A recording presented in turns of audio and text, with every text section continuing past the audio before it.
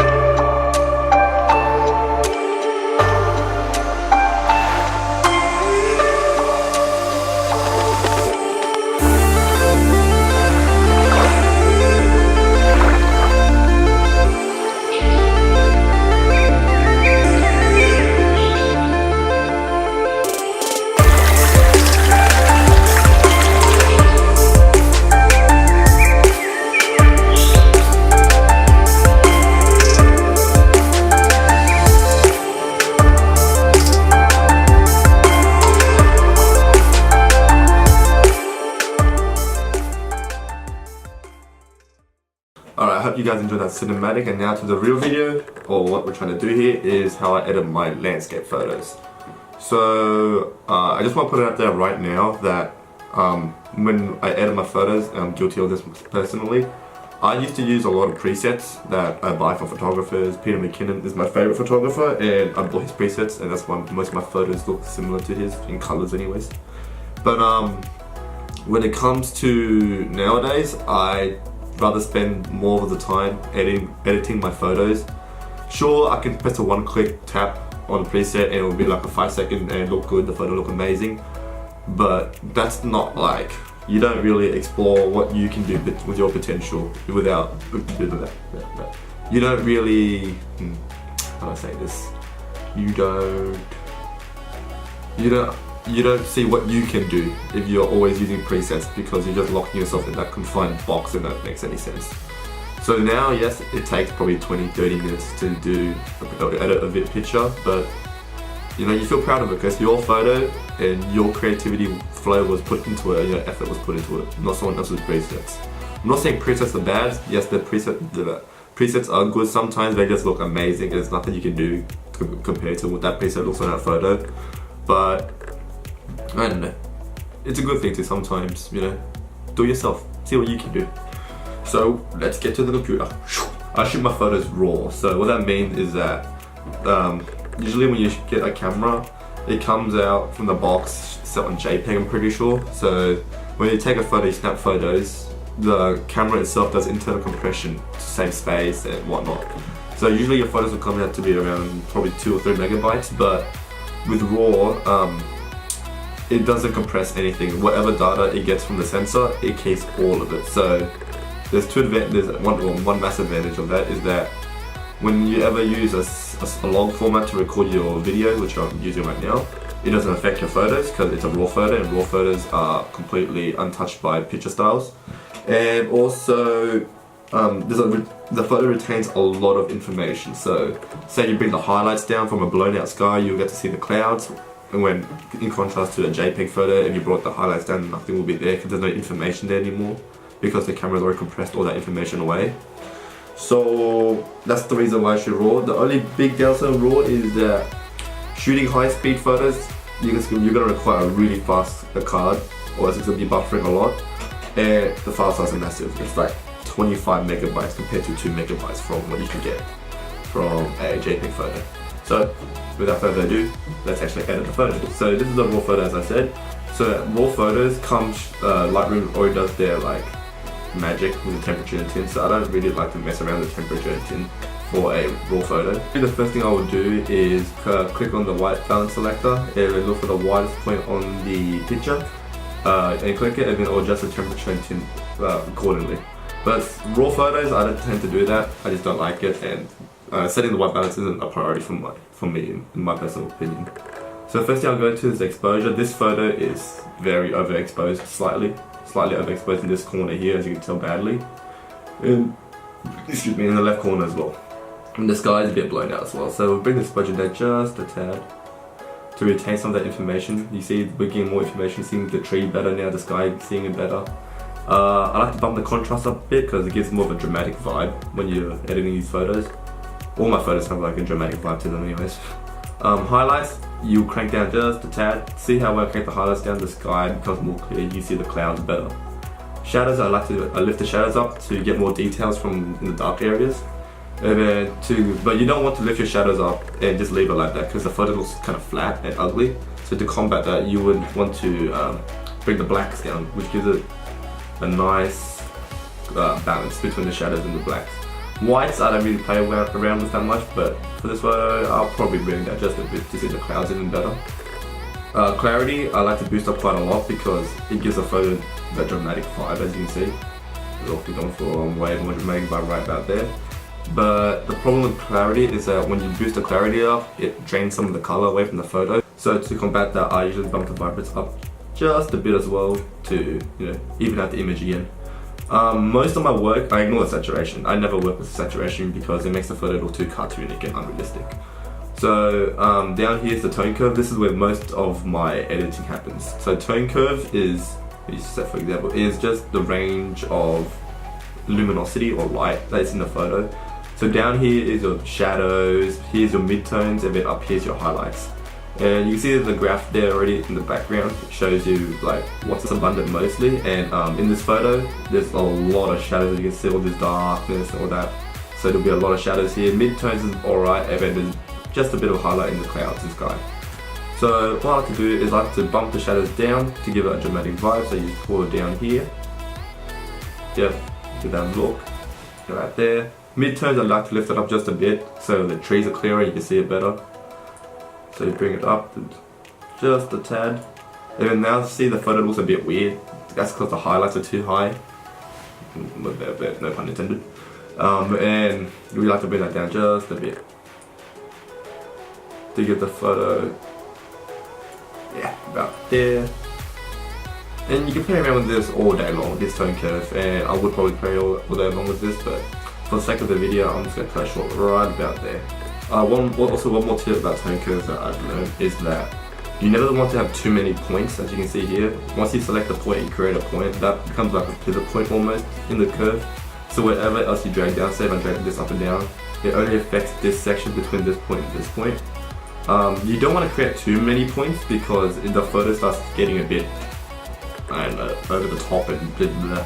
So I keep a rule of thumb to create only 4 to 5 points in between the curve, not including the very first and the very last one obviously. So that's how we go for the curve, and now for the colors. So HSL tab stands for hue, saturation and luminance, and that pretty much is like we're giving you control of all the colors in the Adobe spectrum. So what usually happens is you can see the reds, orange, yellow, greens, whatever. You bump the reds up. There's no real red in this photo, so nothing really happens. But if we bump, say, something like the greens up, you can see the trees changing color drastically from normal to a very weird looking green and down here to a more autumn looking vibe. So usually I would bump the greens just a tad down and bring the blues up a bit bring the blues down as well a bit for a bit of a teal look. But an easier way to do this is if you just, let me reset these. See this little circle here with a dot, you just press this, and then now anywhere on the screen that you want to change the color of. Say I want to try to change the color of the blue in the water right here. I left click and your mouse disappears, but then you drag up and down with your mouse. See how it changes the hue of the water accordingly to what I clicked on, the water. So if I want the water a bit more teal, I can bring it down there, and that changes the sky a bit as well because the sky is also a shade of blue. Surprise, surprise. Saturation is something you want to play sparingly with because, like I said before, saturation makes a photo look a bit cartoonic if it's done like badly. So everything in moderation, guys. Everything in moderation. So saturation of the leaves, I just have to bring it up just a bit to give it a bit more of a summery autumn look because the leaves are turning yellowish. And that's all I like to mess around with the saturation. Just the leaves. The water looks fine in my opinion. Luminance is how bright those colors are, obviously. So I'll do the same thing, go to the water and I'll bring it up just a tad to give it more of a shimmery reflection look. And in the leaves I'll bring it down a bit to retain some details of the photo, the landscape photo. And okay, so this is where I usually would stop back then when I used to not edit that much, and I used to just stop right. I'll fish at the HSL. I'll be like, yep, that photo looks good. I'm done. Export. Moving on. But now, however, I try to explore more of the other settings that Adobe Lightroom has to offer, and one of them is split toning. So let me show you guys something really quick. The Adobe Spectrum, if I search up Adobe Spectrum, Adobe Color Spectrum. Do your images. Look, if you search up Adobe Color Spectrum, you get the color wheel. So this color wheel might look random, how the colors are placed in it, but there's actually a specific reason why the colors are where they are. So as you can see, it goes from different shades of blue to green to yellow to orange. It goes from cool to warmer colors to hotter colors. But also what you might have not known is that colors that are opposite each other complement each other, if that makes any sense. So for example, oranges. So oranges are really important colors. So sunlight, skin tones, the big one, and stuff like that are all oranges, shades of orange anyways. So the complement to orange is a teal color. And what that means is that you want your highlights to be in the oranges primarily, and your shadows to be in teal and cooler colors.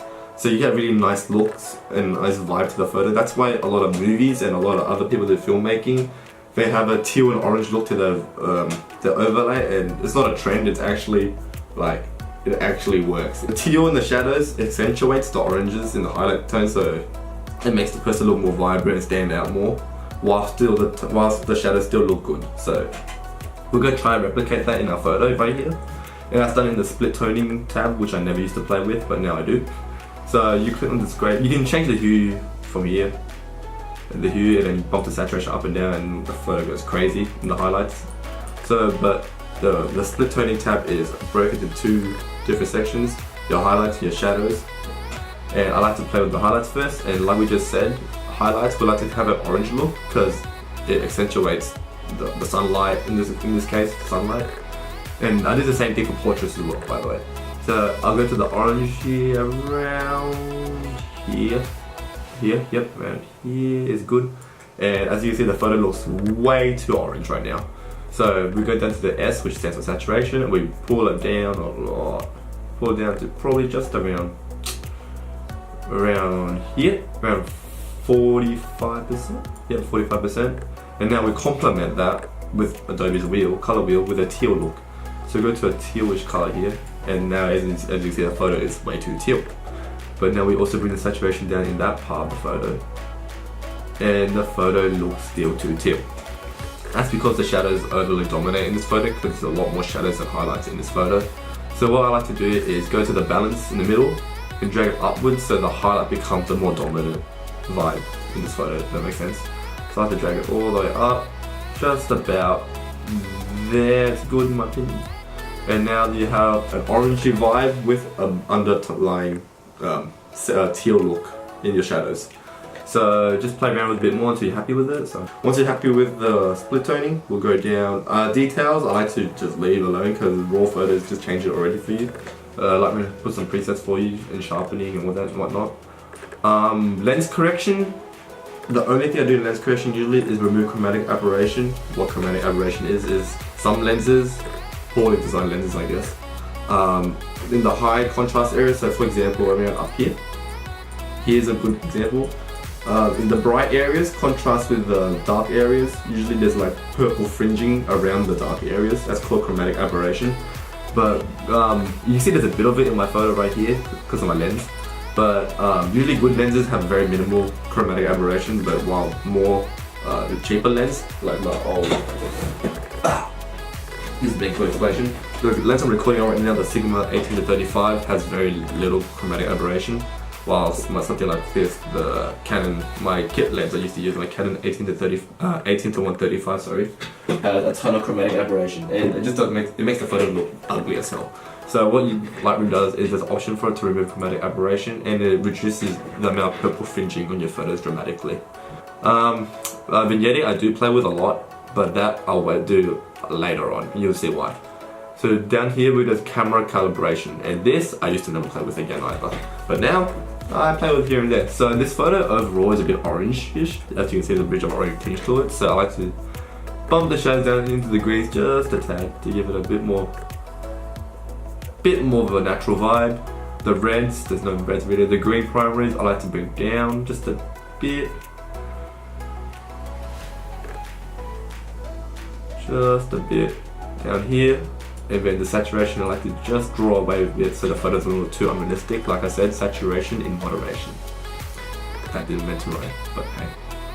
And the blues we like to go just a bit to the right, just for more of the bluish vibe, and bump it up just a bit to accentuate the colours in the water and the sky obviously. Next, there's on the top right corner is adjustment brushes, and these are lifesavers. So adjustment brushes pretty much is, let me click on it. It brings up this new tab with, this looks familiar, it's just a basic replica of what we had down here from what we were playing with before. But this allows you to change certain sections of the photo. So say if I scroll up, make a big paintbrush, it's a paintbrush pretty much, and I paint the sky.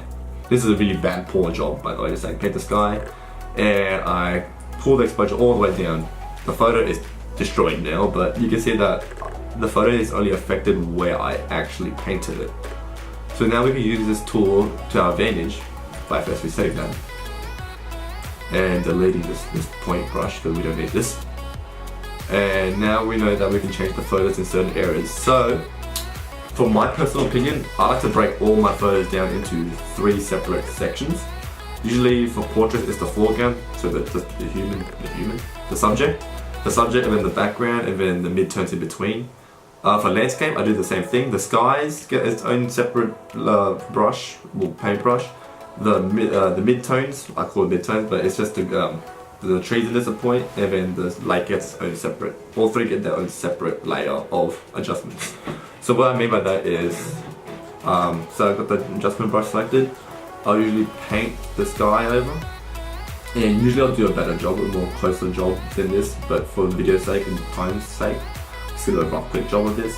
You can tell where you've painted by clicking on the show selected mask overlay, and that will paint up the red area of where the photo's been affected. So just keep working, and you don't have to do such a precise job with like every single dot and pixel, because the adjustments you're making won't be too significant to the point where it looks out of place. Because that's a big sign that your editing is over the top, is when things look out of place and cartoonic. So just do a bit more work, add a bit more here, there, around the trees, for the sky, and I'm happy with that. If you want to make this more of a gradual fade out to the normal image again, you go down to feathering, you bring that up a bit to probably around 50 sounds a good place, and bring the step up, and you see there's a slightly larger circle outside now, and that pretty much just paints a fadier version of what you've done. So you can see the photo looks a bit more like blended in now with the paintbrush. So now we just turn off that select the mask overlay, we don't see it anymore, and now we can play with the sky, just the sky, because that's what we painted. So the sky, I like to bring the exposure up just a tad to show, the sky likes to be blown out a bit. Temperature, I like to bring it down a bit cold, because it's a nice blue sky, that's good. Contrast, I like to bump up just a tad. Highlights, I like to bring down a bit to retain some detail in the sky, to combat bringing the exposure up, everything in moderation like I said. Shadows, I don't play with. The whites, I like to go up a bit, just a bit, so the cloud's a bit white and pure looking. Clarity, I boost that up a bit as well. Good, so nice dramatic sky look. And that's really what I play with. Nothing else, everything else is fine. So now we finished with one section. We'll do the exact same thing for the trees, and then again for the water.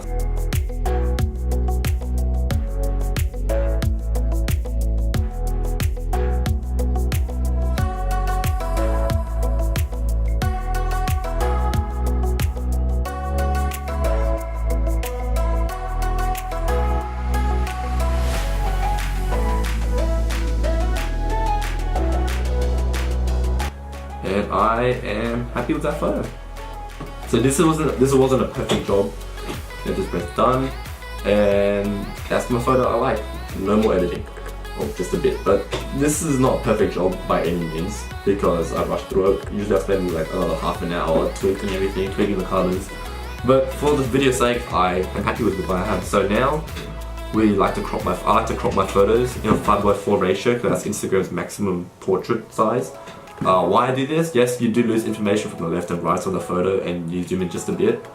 But it also you also take up the most real estate, let's say, on Instagram. So people like scrolling through, they'll see your photo a lot more. There's a lot more of your photo than you post a landscape photo because Instagram's landscape photos are tiny. If that makes any sense. So what I'll do here is you go press this button here, crop overlay. Hit X on your keyboard, so it flips the overlay. Go original, change it to enter custom, put 5:4, press enter, and you get the 5:4 square. Drag it out to what you're liking and drag it around to what you like to see in your photo. There's a little preview on the left hand side here for you. And I'm pretty happy with that. Press done. And that's cropped to the 5:4 ratio. And now I scroll down, and this is what I said about that vignetting I'll play with later. This is when I play with it, because when you vignette a photo, when it's not cropped, it doesn't look the same when it's cropped, so you do it after you crop the photo. Oops, sorry. That's why it's called post-crop vignetting. So I bring it down around to -17, get the borders darker to draw the person's attention to the middle of the photo. And then midpoint, just play around a bit. I don't want too much of a circular vignetting, I like it a bit outwards. That was good. Roundness, same thing, same deal. Bring it up out just a bit. And bring the roundness back down a bit. And I'm happy with the photo. That's it. And that's how I edit my landscape Instagram photos, pretty much for all of them nowadays. So I hope you guys liked this video. I hope you found it helpful. I hope you can apply it to your Lightroom jobs as well and with your edits. Final message I'd like to say is that don't feel bad if you tap on the filter and just add a filter and just post a photo. Filters are perfectly fine. There's nothing wrong with using a filter. Just sometimes it's best to edit the photo yourself because you never know. You might find something you like in the photo. You might find your hobby you like. That's how I found out I like editing photos. It takes time, but it feels good. So, I hope you guys liked that. If you liked it, like, subscribe, do all that stuff. Comment if you have any questions about the photo I edited or anything else you want me to see me do. And until next time, see you!